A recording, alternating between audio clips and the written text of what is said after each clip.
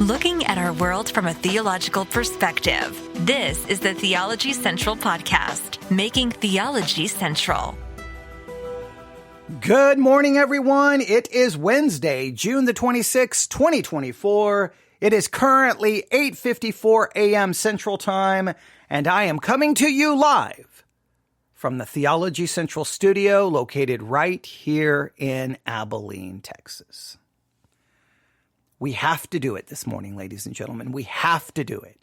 All right. The situation demands that we take some time this morning to talk about Generation Z or Gen Z. Do you have anyone who's a Gen Zer in your home? Do you have any Gen Zers around you right now? Well, if you do, they won't care what I'm talking about because they will not be very interested because, well, okay, we're going to be talking about Gen Z. Now, before we can talk about Gen Z, we just got to talk about something. And I'm going to at least try to articulate my perspective and my philosophy on this because there are certain things that happen when people talk about different generations that I just loathe and I just hate. I really hate this mindset where, well, back in my day, what has happened to this generation? The world is falling apart. In our day, things were better. The music was better. The television shows were better. The books were better. We were better. Everything, the air was better. Everything was better. And then this generation comes along and they've destroyed everything. I hate that mindset. Absolutely despise it. You know how I am. Even when it comes to music, I hate people like, the music today is just no good. Oh, I cannot stand that mindset. It's just so like, oh, people get like trapped in their generation and everything that for the rest of their life, they just continually to live in that generation. And they seem to forget that the rest of the world has moved on. Nobody cares about what you were doing back in your generation. Now, all of us do that, right? There's things about my generation that I will speak fondly of. Right? That I remember, that I can get very sad to see them slowly deteriorate and fall apart, right? I could talk about different things. So there's one aspect that all of us look back, but I don't like that. I like to move forward, not to look back. That's why, like, even again, I have a very kind of strict rule when it comes to music. About 80 to 90% of my music is always going to be new. And then I will pull up older albums, but I don't want to just live in the past. I want to move forward. So I just don't like that mindset. And I think a lot of times what really bothers me, this is more within the Christian world, is like, well, this current generation, they're so ungodly. They're rebellious. They reject scripture and on it. And they will talk about all the sins of the current generation. It's like, hey, buddy, I don't know if you want to look back to your generation, but there was a lot of things going on in your generation. Maybe different sins, but there was clear sins, right? As a lot of times people are like, oh, the morality today is just so bad. And it's like, well, when do you want to go back in time? We can look at, do you want to go back to the time where we, bought and sold human beings as property? Oh, what a great time. Do you want to go back to time when we restricted the rights of people simply on the basis of their skin color? Every generation, because from a theological perspective, this is what Christians should be very aware of, right? Every generation, are you ready? This is like, I know this is going to be the most shocking news you've ever heard. Every generation is made up of people, and people, no matter what generation they live in, they are sinners. They have a sinful nature. So every generation, that sinful nature manifests itself. And maybe some sins are more prevalent in one generation than another, but it's always there in some way, shape, or form. Sin will always manifest itself in every generation. You've got whatever generation you're from, your generation is probably known for specific sins. You may look to this generation like, well, I don't understand those sins. I don't like those sins. Those sins are disgusting to me. Yeah, because they're not your sins. But every generation has them.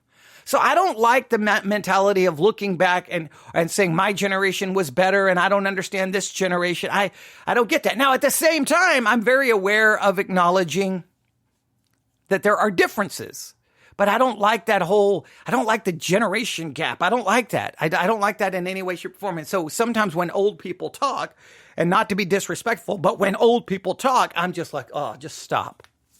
Just stop. It's embarrassing. It's embarrassing to me. I'm embarrassed for you. Just don't do that. All right. So that's one thing that bothers me. And I don't like the mindset that I can't understand this generation and they're so ungodly, and completely seem to ignore how ungodly your generation was or the generation before yours. Because every generation, trust me, there was sin. It's been true since Adam and Eve fell. From the moment on, it's been every generation. There's sin, there's rebellion, and there is failure. And every generation, there is plenty to look at. And people will be like, what in the world were they thinking at that time? So I don't like the idea of looking back, but more so than looking forward. And I don't like the idea of basically saying our sins were better than your sins. I don't like any of that. So I'm not one to necessarily I don't like to pick on the current generation. I don't like to say, well, your generation is this. You're a bunch of snowflakes. Or I don't like to be all derogatory. I don't like to do that. But at the same time, I've got to stress this. I can acknowledge that there's things maybe about certain generations that I'm just kind of like, what in the world are they thinking? Where is that coming from? But most importantly, it's not so much so that I could criticize or mock. I tend to want to know what the current generation is doing, because it kind of tells me where the world is headed, right? Where the world is going. And from a theological perspective, I like to see where the current generation is, because I'm thinking, how is that going to impact theology moving forward? How is that going to impact the church moving forward? Because I'm telling you, you take a generation, you look at that generation, that is going to influence the church of the future. Every generation influences the church. You cannot deny that. You can go back through history. Look at the church of the 50s. Well, the church of the 60s and the 70s is very different than the church of the 50s. The church of the 80s and 90s is now there may be those exceptions, but inevitably the culture, the generation influences the church. I know we want the church to be the one influencing the generations. We want the church to be the driving force of influence, but it never truly works that way. We know we can go all the way back to 1 Corinthians. When I taught through 1 Corinthians, I said it every single week for 3 years we were in the book of 1 Corinthians. 1 Corinthians is a letter written to a church that was located in a city, and the city was influencing the church more than the church was influencing the city. That is true over and over and over and over again. This current generation, whatever generation we're talking about, today we're going to be talking about Gen Z. They're the future of the church. You can like it, you can despise it, you can hope for the best, but it's going to happen. They will influence the church. And the question is, what is the church going to look like when it's a Gen Z dominated church and a Gen Z led church? What is that going to look like? Because they will develop new trends, new ideas, new philosophies that will enter in. And ultimately it begins to change theology, biblical interpretation, changes so much. Now, there will always be those who try to fight it and resist it. And many times the ones fighting and resisting are on the right side. Sometimes you could argue they could be on the wrong side.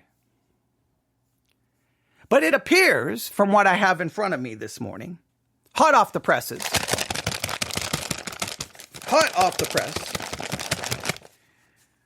that there's some things about Gen Z, according to the study that I have in front of me, that, well, quite frankly, is alarming. Now, that's the headline, that they've done a study on Gen Z, and what they found is alarming. This is not from a Christian website. This is actually found at msn.com from the Business Insider, and they are alarmed at what they found when they studied Gen Z. That is fascinating to me. This is not some Christian article, something on the Christian Post or something. I'm like, whoa, we we've got problems right here in River City because Gen Z, I say that's using an old reference, am I not? Okay, I'm using a dated reference. Okay, but this is not like some kind of a theological thing, right? Where the current generation or the older generation is now condemning the current generation. This is a secular source. Now, I wonder what they think is so alarming. Well, here's the full headline. Google studied Gen Z. What they found is alarming. Whoa, Google studied Gen Z and what they found is alarming? I want to know what is so alarming. Come on, give me your predictions right now. If you're around people, just shout out your prediction to the people walking around you. They won't know what's going on. Just say, my prediction is what is alarming about Gen Z is... Come on, shout it out. What is alarming about Gen Z is... Okay, all right, well, I don't know if people are probably looking at you right now. Okay, so what is alarming about Gen Z? What do you think? What do you think? Now, I was trying to think. Now, I'm just trying to kind of how I engage this article. Is when I saw the headline, I immediately stopped and kind of just stated that out loud. What is alarming about Gen Z? And I was trying to think of something like new or creative or something like, okay, it's got to be something that I'm not even aware of. And come to find out, it really is. I mean, to me, it's maybe it's alarming, but it's kind of just what I would think, right? It's like, it's kind of so predictable. It was so predictable that I couldn't predict it, right? Because it felt like it's so obvious.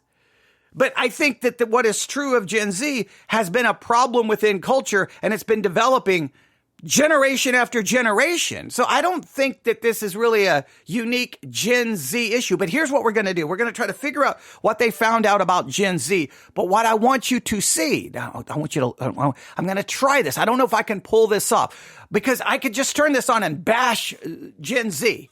But and you know what I always try to do whenever I'm looking at something in the news, I want to use it as a mirror, not as a window so I can look out there and point at everyone else. I like to use it as a mirror. How can we see ourselves in this study? Because I think there's some things about Gen Z that's already evident and true within Christianity.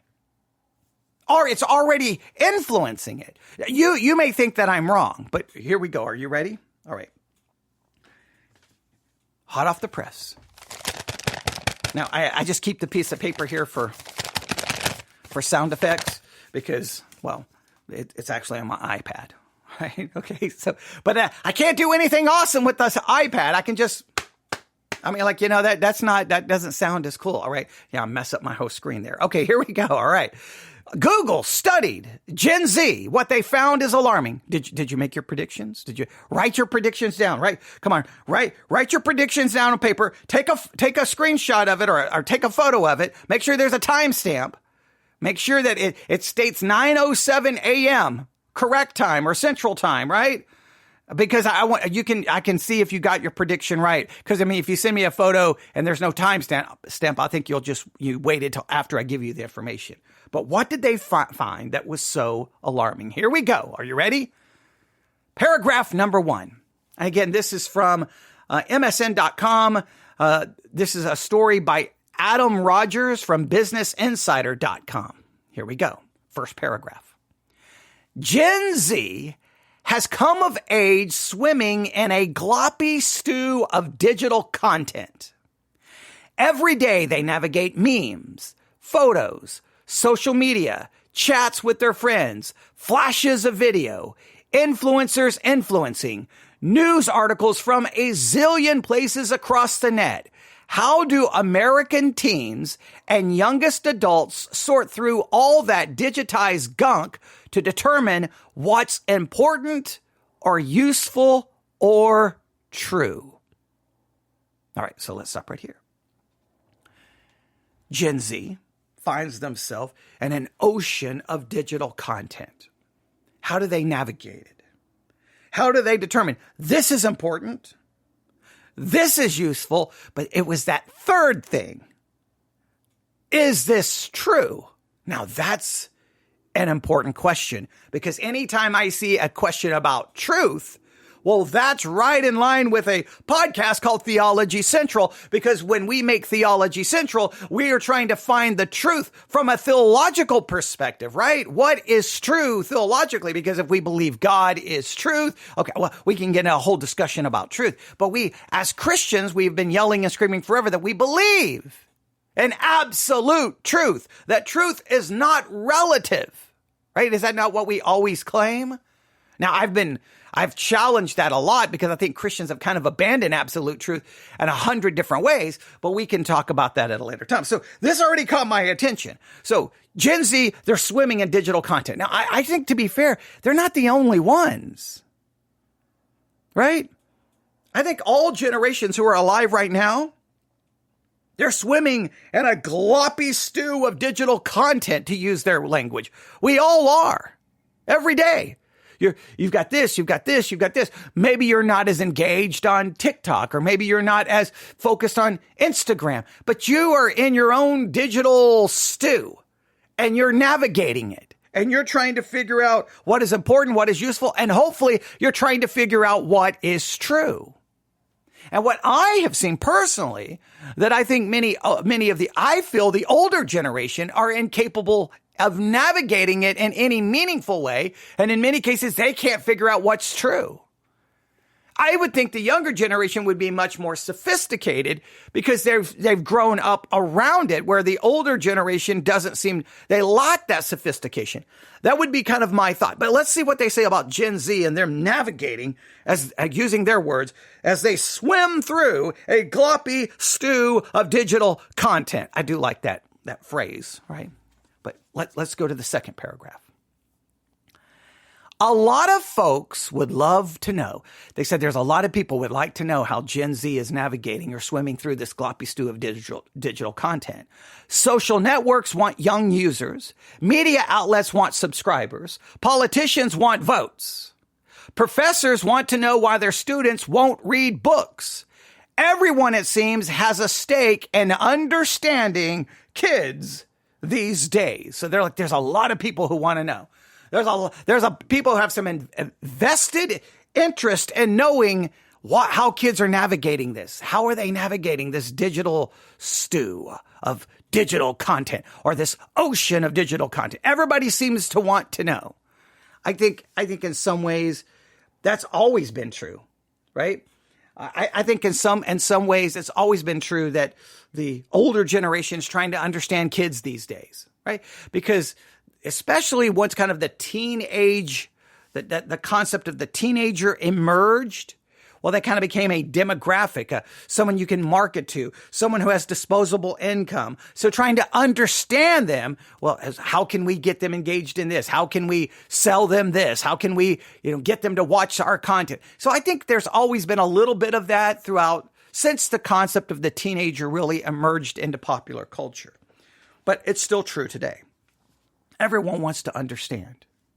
Well, over the past couple of years, researchers at Jigsaw, a Google subsidiary that focuses on online politics and polarization, have been studying Gen Zers and how they digest and metabolize what they see online. So Jigsaw, which is connected to Google, it's a subsidiary of Google, they have been studying Gen Zers for the last couple of years, and they're really trying to figure out how Gen Zers digest and metabolize what they see online. The researchers were hoping that their work would provide one of the first in-depth studies of Gen Zers' information literacy. All right, so it'd be the first in-depth ethnographic studies of Gen Z's information literacy. So they're studying a specific part of Gen Z, basically their information literacy, to make it all, to make it as simple as I can make it. But the minute they started, their most fundamental assumptions about the nature of digital information came crashing down. So they got ready to study Gen Z, trying to understand as they put it, their information literacy. But as soon as they started to study, their assumptions just come come crashing down. So they found something right out of the gate. They were like, wait, what is going on? And obviously the headline is indicating that what they start discovering is alarming. So what is it? What is it? What is it? Well, come back next week. And I'm joking. But I'm trying to tease it, trying to keep you engaged. All right, here we go. Are you ready? Next paragraph. Within a week, that blows my mind. Within 1 week, they're kind of like, wait a minute, we got a problem here, right? Red alert. Okay, so within a week of actual research, we just threw out the term information literacy. So immediately within 1 week, they're like, forget this term information literacy. Let's just throw it out. It turns out, Gen Zers, it turns out, are not on a linear journey to evaluate the veracity of anything. When it comes to Gen Zers, they are not on a linear journey to evaluate the veracity of anything. This is crazy. Instead, they're engaged in what the researchers call information sensibility. Information sensibility. So forget information literacy. Gen Zers are they're engaged in what they call as information sensibility. Information sensibility. Not information literacy, but information sensibility. What in the world does that mean? I have no idea. In fact, I was like, I don't know what information sensibility is. What does that mean? Are you saying that they, instead of trying to be literate, they just want to know what's sensible? Okay, well, that could be a good thing. Are they trying to determine if this information is sensible? Well, what are they basing it off of? Okay, I'm intrigued, right? But the basic assumptions of the researchers came crashing down. So what is information sensibility? Well, let's see if we can find out. This is how they kind of define this. Information sensibility, a socially informed or practice that relies on folk heuristics of credibility. Heuristics? What is heuristics? Heuristics? Is that even how? So then at this point, I stop reading the article. I'm like, wait a minute. So, okay. Information sensibility, a socially informed practice that relies on folk heuristics of credibility. I'm like, HEURISTICS.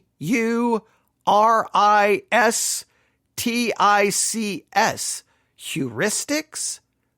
What's heuristics?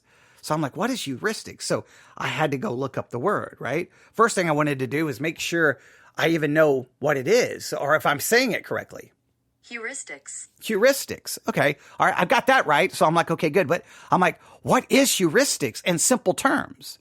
Heuristics are mental shortcuts for solving problems in a quick way that delivers a result that is sufficient enough to be useful given time constraints. Wait a minute. So heuristics, these are mental shortcuts for solving problems.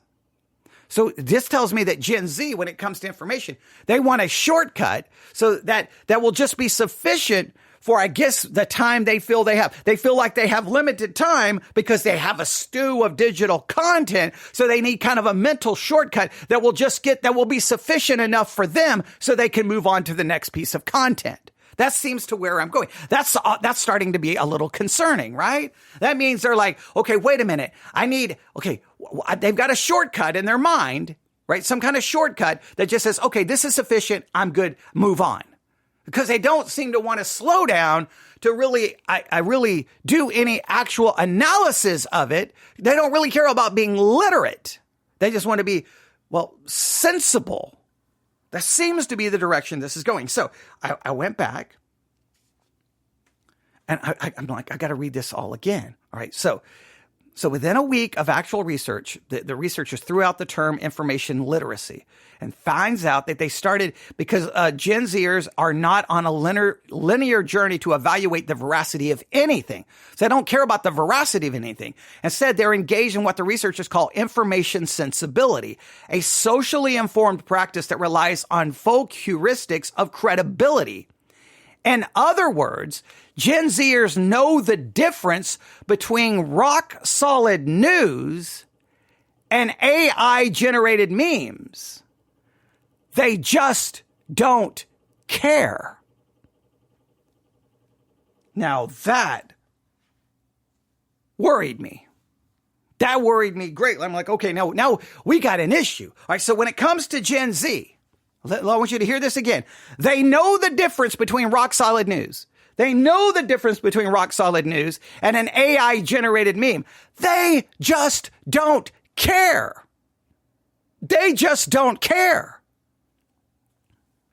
They don't care they know the difference, but they don't care that there is a difference.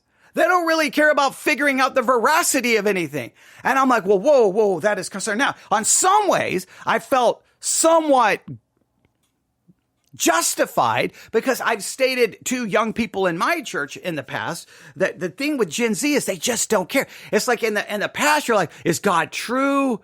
Is God not true? Is God real? Is God not real? Is the Bible true? Is the Bible not true? Does God exist? Does God not exist? Like these big questions. But Gen Z just doesn't really care one way or the other. They just don't care. And I'm like, whoa, that is concerning. Let's see if that plays out, because that's kind of been my view on them. All right, so here we go. So just hear that again. Gen Zers know the difference between rock solid news and an AI generated meme. They just don't care. Jigsaw's findings offers a revealing glimpse into the digital mindset of Gen Z, where older generations are out there struggling to fact check information and cite sources. Now, I don't know if older generations actually do that. I think this is a problem in all generations, all right?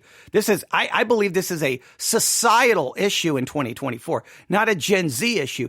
Gen Z, it may be more prominent. Okay, but let me read this again. According to this article, older generations are out there struggling to fact check information and cite sources. Gen Zers don't even bother. For a Gen Z, they don't care. They're not going to spend the time to struggle to fact check information because they don't bother. I don't think they even care. They go on to say they just read the headlines. So this is what a Gen Zer does. They read the headlines and then speed scroll to the comments to see what everyone else says. Now, I will argue that's not a Gen Z issue. In fact, I think that started with the generation before the Gen Zers.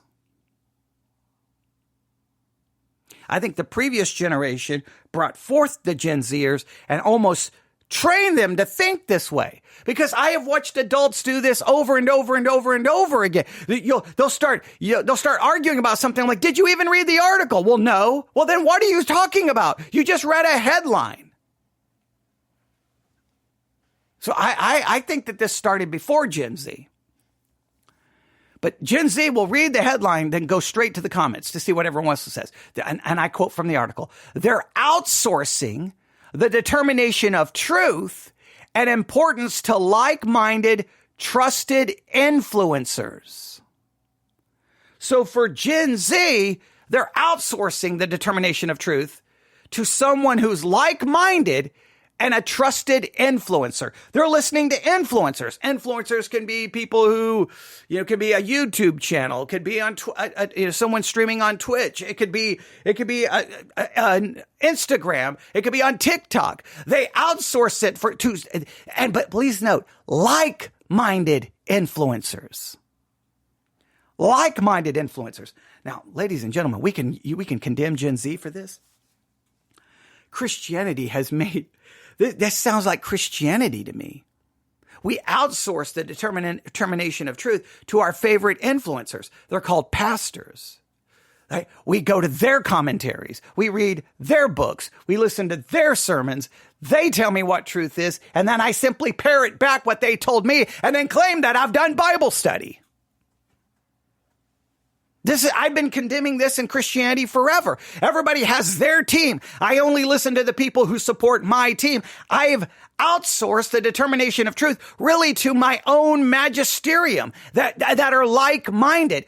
Well, MacArthur said, MacArthur Study Bible said, well, Piper said, well, R.C. Sproul said. And then when you get into an argument with someone, what do the Christians do? They hop on Google, find those like-minded articles, cut and paste, and then try to argue with you by parroting what they've read from someone else. It's very difficult to get them to go, no. Stop with Google. Let's go to the text and let's actually study the text. Let's actually dig it. Now, it may take us 6 months. We may have to look up every verse that uses this word. We may have to do this. We may have to do that. That's why I think in many cases, my Bible study exercises, trying to get people to engage in like in-depth actual study, they're the most, they are rarely that popular because people don't want to actually engage in meaningful, in-depth, long study. They want to listen to someone tell them what to believe. They don't want to have someone say, hey, I'm not going to tell you what to believe. Let's dig in and let's figure it out together. In fact, I've received emails criticizing me because I just won't give an answer. Stop with all your questions. Just teach the truth. Oh, you want me to teach what you think is truth. You want me to simply tell you what to believe as long as you agree with what I say. I think Christians perfected the idea of outsourcing truth to their favorite influencer. I don't think that's a Gen Z thing. I think the church perfected it. Okay, you may disagree, but okay. So it says that, I quote again from the article, they, speaking of Gen Zers, they have outsourced the determination of truth and importance to like-minded, trusted influencers. And if an article's too long, they just skip it. If an article is too long, they just skip it. Ladies and gentlemen, I have received, I don't know how many messages since I have been broadcasting. Well, someone will say something and then I will reply back to them going, did you listen to the rest? Well, no, I didn't listen to all of it. It's too long. So you didn't listen to all of it, but you're immediately criticizing me. Give me a break. Christians have been doing this. Well, I'm not going to listen to the entire sermon. No, I saw a clip of a sermon on X or on TikTok, and man, this sermon is bad. This pastor is an idiot. Did you listen to the whole sermon? Oh, of course not. Of course not. Some people don't like my sermon reviews because one sermon may take me 4, 5, 6 hours to review it. People don't like that. They want it quick and fast and to the point. Gen Zers, if the article's too long, they just skip it. They don't want to see stuff. Now, are you ready for this? Gen Zers, they don't want to see stuff that might force them to think too hard or that upsets them emotionally. To me, that's Christianity.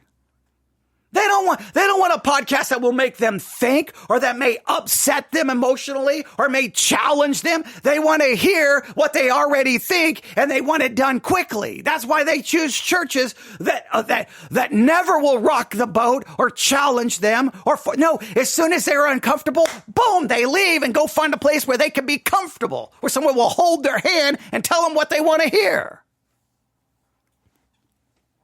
This is not a Gen Z thing. This is our culture in 2024. Nobody wants to be forced to think. Nobody wants to be upset. So we find our own little kind of digital corner, our little digital cave, and then we're like, I'm going to only bring in the content that I like, that tells me what I want, that I agree with. And I will outsource the determination of truth to them because I don't want to actually do any serious work. I don't want to be forced to study. I don't want to be forced to do any work. Just feed me what I already know is true and just continue to reaffirm that. That to me sounds like Christianity. That doesn't sound like Gen Z. If they have a goal, this is back to the article, speaking of Gen Z. This is what the goal of Gen Zers are. It is to learn what they need to know to remain cool and to be able to have a conversation in their chosen social groups. So what Gen Zers care about is just knowing what to think so that they can be cool and engage in conversation with their social group. Ladies and gentlemen, that has been going on in every generation. There's always, in every generation, they just want to be cool. They just want to fit in. They just want to be cool and just fit. I just want to know enough so that I can be able to have a conversation. I think some people sitting in church, they just want to know enough so they can talk Christianese. They're not really interested in in-depth study. They're not going to go read the church fathers. They're not going to read books on hermeneutics. They're not going to actually engage in serious study. They just want a little bit of spiritual content so they can have a conversation with their peer group, and then they can, feel comfortable in the social settings.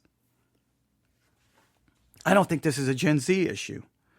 They go on to say the old guard is like, yeah, but you have to care ultimately about the truth.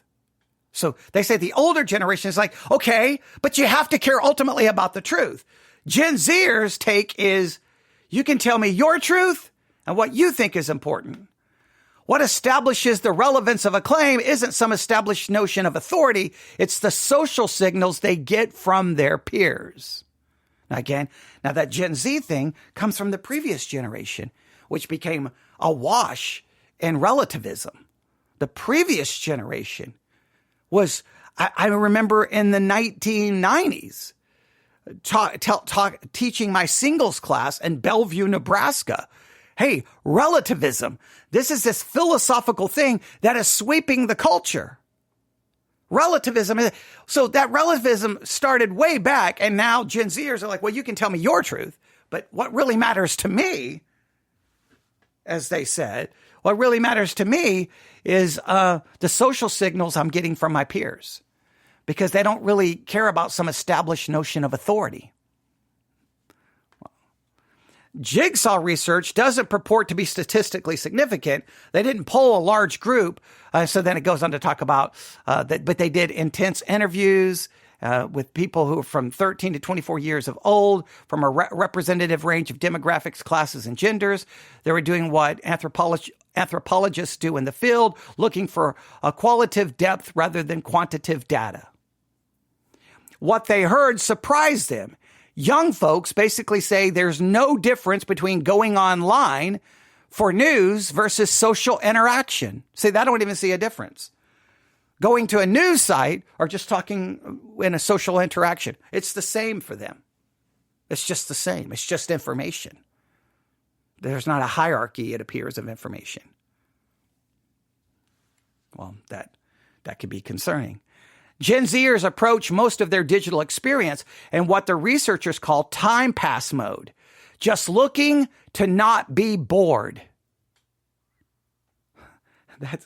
So the way they look for things is they just look not to be bored. They don't want to be bored. They don't want to be bored. Oh, I hate the word bored. I loathe the word bored. That the word bored was not even allowed to be utilized in my home. I hate that. How can you be bored in a world where there's a bazillion things to do every single day? I don't know. If you're bored, you're broken. You need help. You need serious help because something is wrong with you inside. How can you be bored? My problem is I don't have enough hours. If I had 17 lifetimes to be able to do what I want to do. Okay, yeah. All right, so I don't understand. But, and their mode, they just don't want to be bored. They just don't want to be bored. If they want to answer a question or learn something new, they might turn to a search engine, but they're acquiring new information mainly via their social feeds, which are based on the algorithm, pruned to reflect what they care about and who they trust. In short, they've created their own filters to process an onslaught of digitized information. So they're not really going to do a lot of research. They're just going to go to their social feeds where the algorithm is going to already send them what they already agree with, what they already like. So they have a filter to filter out anything that would upset them or cause them to think or present to them a counter perspective. And ladies and gentlemen, Christians have been doing that forever. I'm not going to read that. I'm not going to listen to him. I don't like that. Just tell me what I already think and then we'll be good. But the minute you make me think or you rock the boat, I'm not going to listen to you anymore. And I get those emails all the time. You just lost another listener. You just lost another listener. Okay, because you're going to go only listen to the people you already agree with. Well, congratulations. You should be proud of yourself that you're going to remove anything that could possibly challenge you. Well, that's what Gen Zers do. But I think the church has been doing that forever. I mean, I've told the story before. I had a commentary by James Montgomery Boyce on 1 John. And in 1 John, we have that famous passage that some people say supports the Trinity. And other manuscripts, it's not really there. And so there's a big manuscript evidence or argument over it. Well, the church I was in was a KJV only church. Well, the manuscript, many of the manuscripts differ wildly with what the KJV translates in 1 John and on this famous passage. So I handed my pastor the book, from the commentary, and I'm like, hey, could you read this and tell me what you think? Because he's making some claims about the manuscript evidence. And he's like, so what's his argument? I give an argument, and he tossed the book back at me. And he's like, I don't read garbage. He wouldn't actually read the book. He wouldn't actually engage. He just said, I don't read garbage.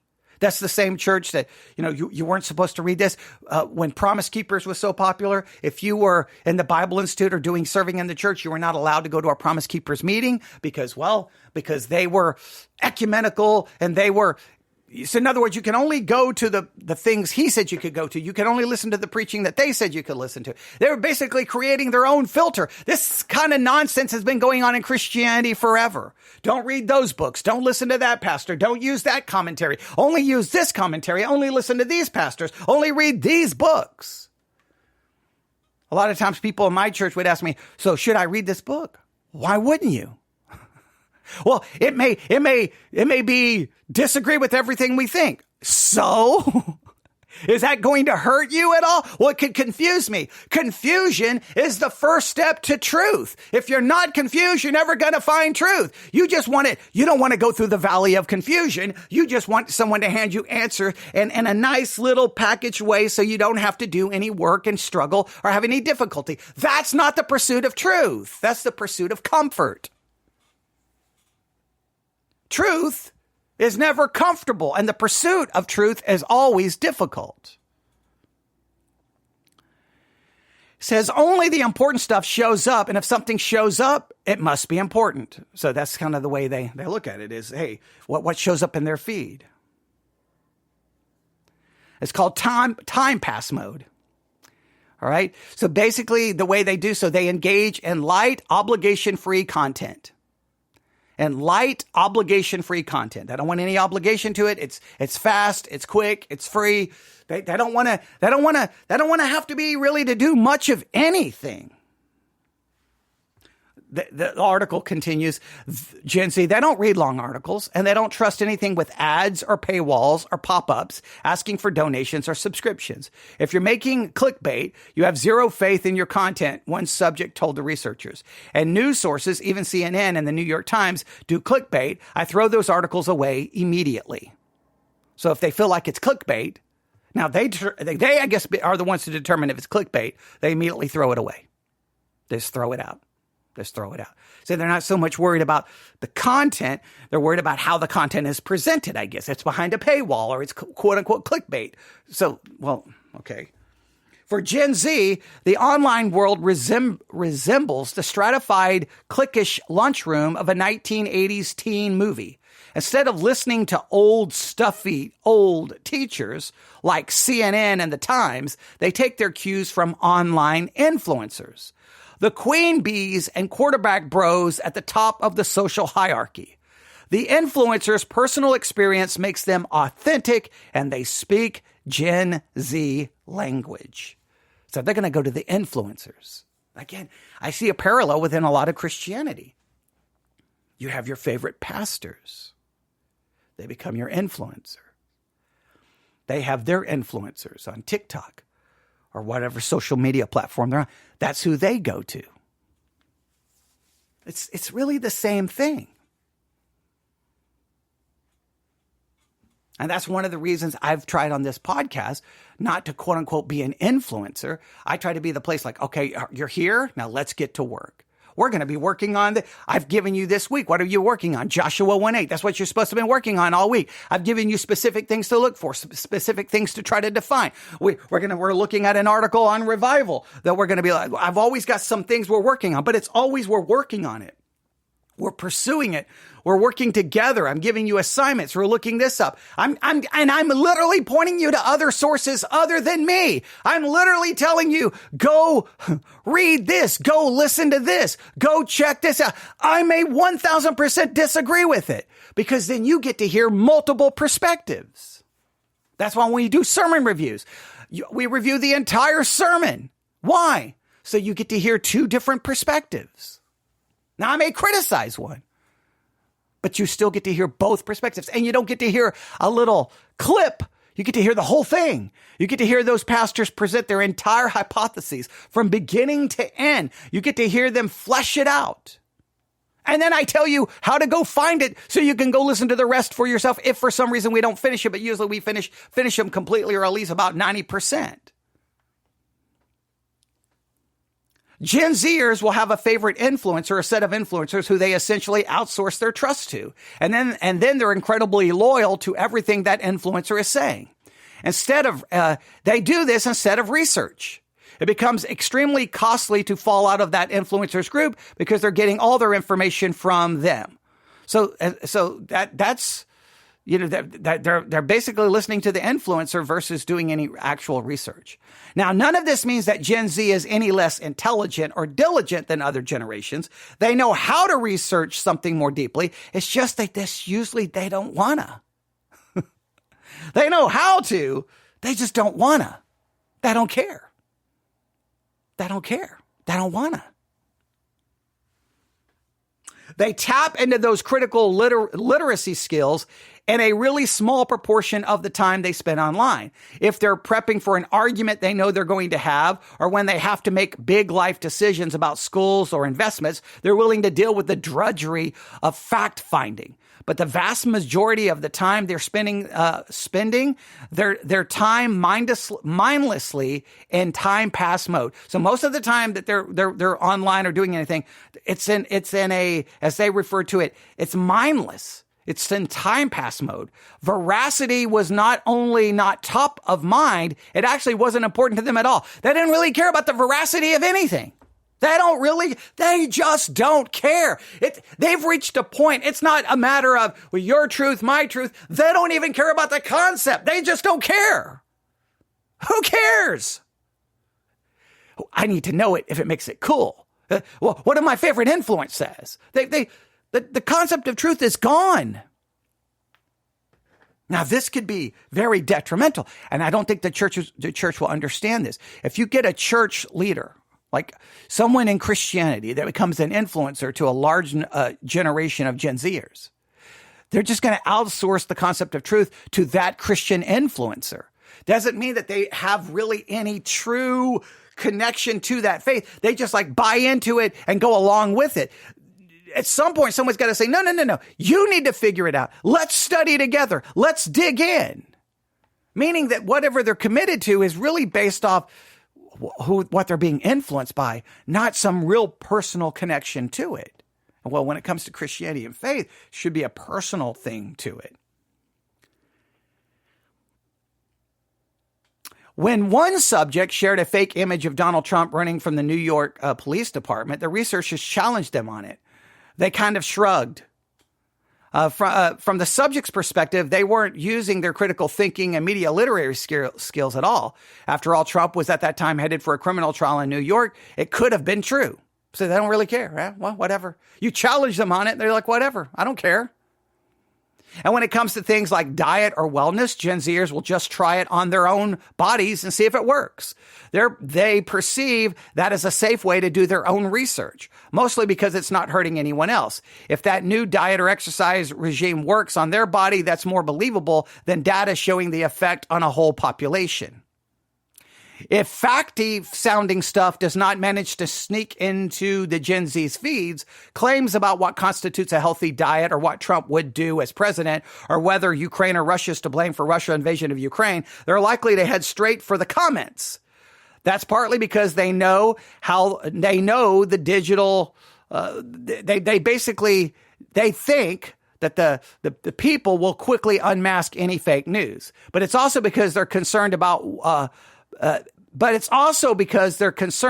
whether the news or a particular reaction to it might prove to be a cancelable take. So in other words, they don't really want to work through the article, right? They don't really work with the facts. They go to the comments because they are trusting that in the comments, they will determine if this is fake or true and whether, if whatever has happened, is cancelable.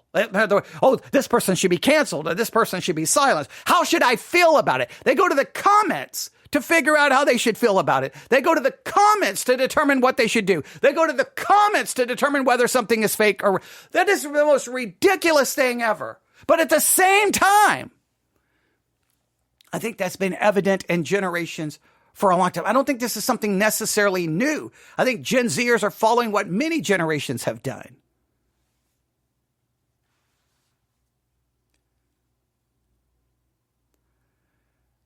All right. Rather than engaging in more traditional information-seeking journey that seeks to answer a specific question, Gen Zers figure stuff out by bouncing around online. So they're not going to do a traditional way of research or study. They just kind of bounce around online. And I think they just try to get kind of a feel for what people are thinking. But guess what? That's all based off the algorithm already giving them what they already think. So they're never going to be challenged. I mean, but again, Christianity does the same thing. People can be on the Sermons 2.0 app and they look at their feed. Most of it's going to be pastors they agree with or from a denomination that they're a part of. They're not going to have people that's presenting ideas contrary to what they think. Cancel culture came to be a thing as they were growing up. They were trained and attend to how to perform and not to perform to avoid that. They're getting trusted information from closed group chats or followers with private feeds. So they're able to perform that they're part of an in-group and can perform specific social signals. For Gen Z, checking what other people are saying in the comments isn't shallow. It's a matter of social life or death. In other words, hey, for them, there's a real...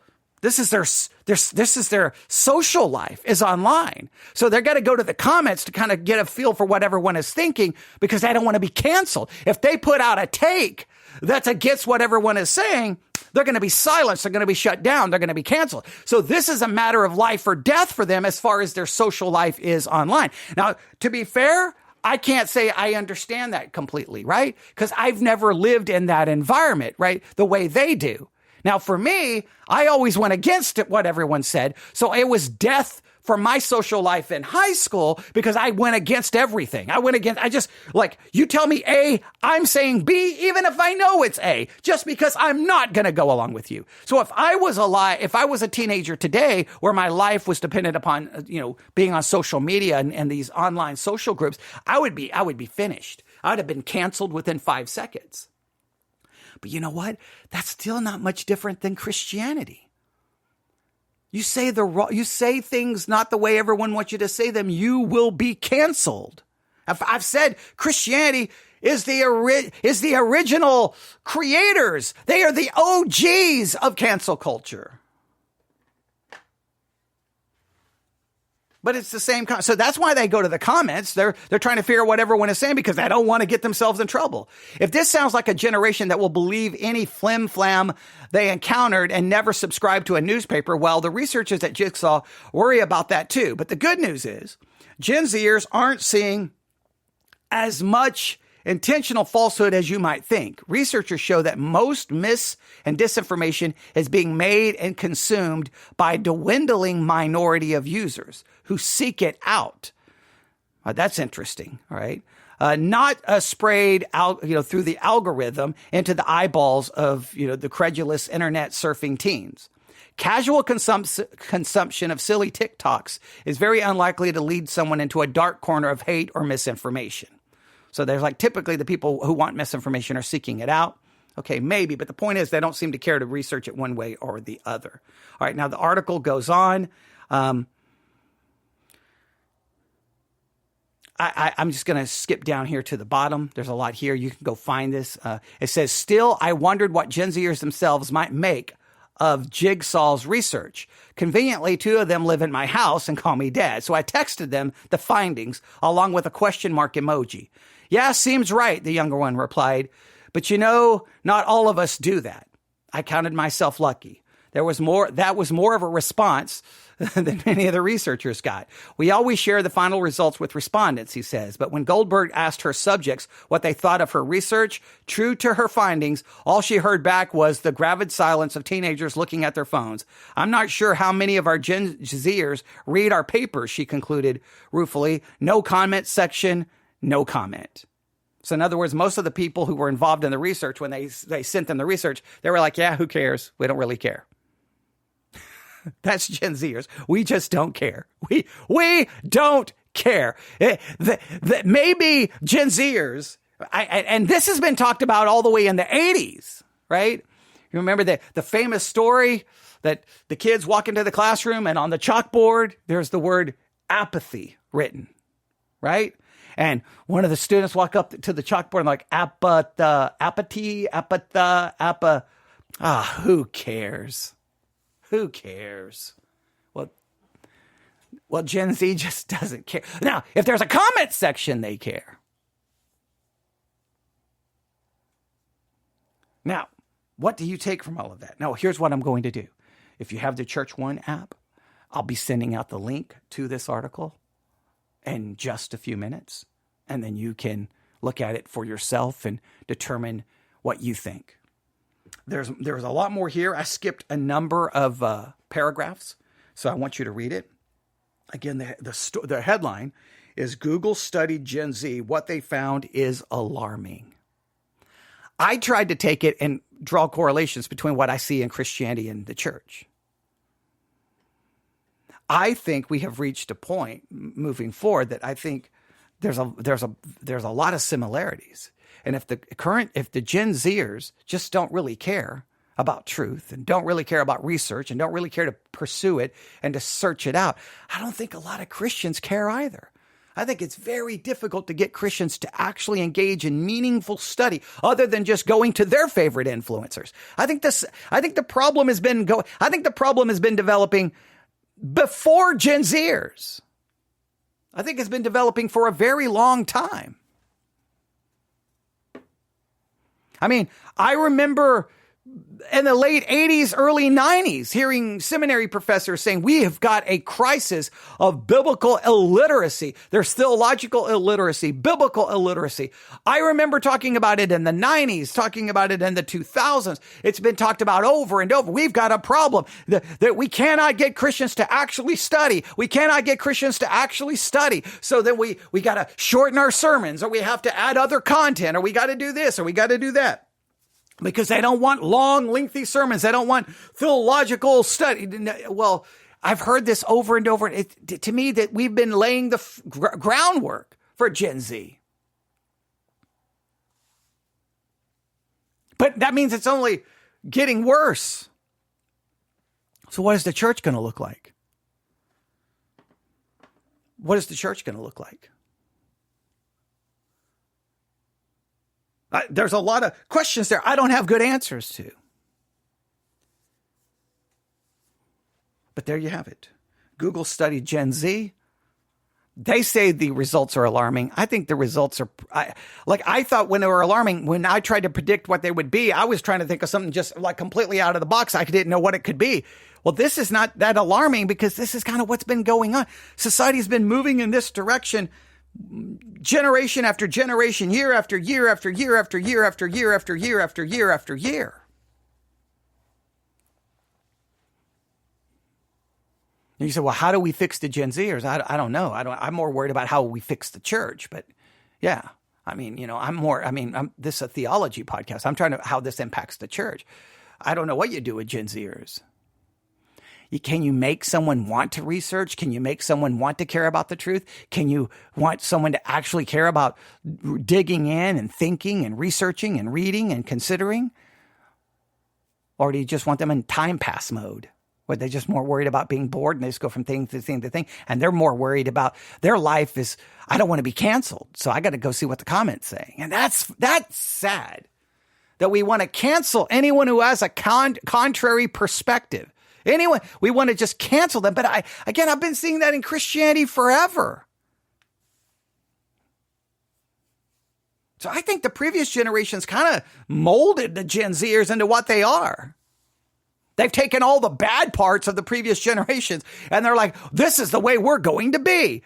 Now, I don't know what the next generation is going to look like. I think there's more.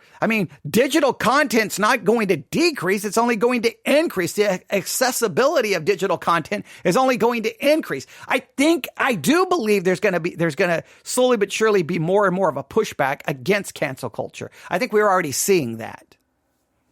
So I think the next generation will be much more opposed to cancel culture. At least I'm predicting that. I think they're going to fight back against it. All right, I'll stop right there. You can email me, newsif@yahoo.com. That's newsif@yahoo.com. Newsif@yahoo.com. If you're using the Church One app, if you listen to this, if you'll download the Church One app, Church ONE, once you download the app, do a search for Theology Central. It becomes the Theology Central app. I am going to send out the link to this article, hopefully here as soon as possible. And I hate to say this again, because we've been having this problem. Once again, during this broadcast, we had a disconnect from Sermons 2.0 and the Church One app. I don't know why there was a disconnection, but there was a disconnection. I apologize for that. But the recording should be fine, so I'll be uploading the recording. Hopefully, if there was a disconnect and you missed something, it was brief, but the recording will be uploaded within probably 5 to 10 minutes, and then you can go you can try to fast forward to the part where it disconnected and you can hear everything I said. Hopefully, this was beneficial. I had no idea that I was going to go over an hour on this, meaning all the Gen Zers are already tuned out. So I apologize. So if you'll post comments, then the Gen Zers will just look at the title of this and then go to the comments section. So for the Gen Zers, maybe someone will post a comment on YouTube, all right? Somewhere, someone will post a comment. You won't listen to me. But see, I was very careful how I did the title of this. I just put Gen Zers. That's all I put. I was going to put Gen Zers alarming study, but then Gen Zers would say that's being clickbaity. So that's clickbait. And so you wanted me just to click on it. So I'm not going to listen to you. So I just put Gen Z and didn't say anything. So you can't accuse me of being clickbait, right? So, but now I went 61 minutes. So now 62 minutes. So then Gen Zers are going to be like, it's too long. But you know what's funny? It's not Gen Zers who'll do that. It's the adults. It's the people and the generation before them that will, guess what? Complain that I went 62 minutes and you didn't give good answers. And well, so I can't, I'm telling you, this is a societal shift. I don't think this is I think they saw it in their study of Gen Z. I think this is a societal shift. Society is going the way of Gen Z. Gen Z is only reflecting. I don't think this is a Gen Z thing. I think this Gen Z is reflecting the reality of society. I think Gen Z is just reflecting it. I don't think they're causing it or driving it. They're simply reflecting it. That's my theory. You can tell me what you think. Newsif@yahoo.com. Newsif@yahoo.com. The link will be coming soon. Read the entire article. I know it's long. So I know. So if you find a Gen Zer, read it to them. Well, they'll probably be looking at their phone. Okay, wait a minute. Forget that. The adults won't even read the article. They'll be looking at their phone. See, this is not a Gen Z. This is a societal issue. I think it's a societal issue. You can give me your thoughts. All right. Thank you very much, everyone. Have a great day. God bless.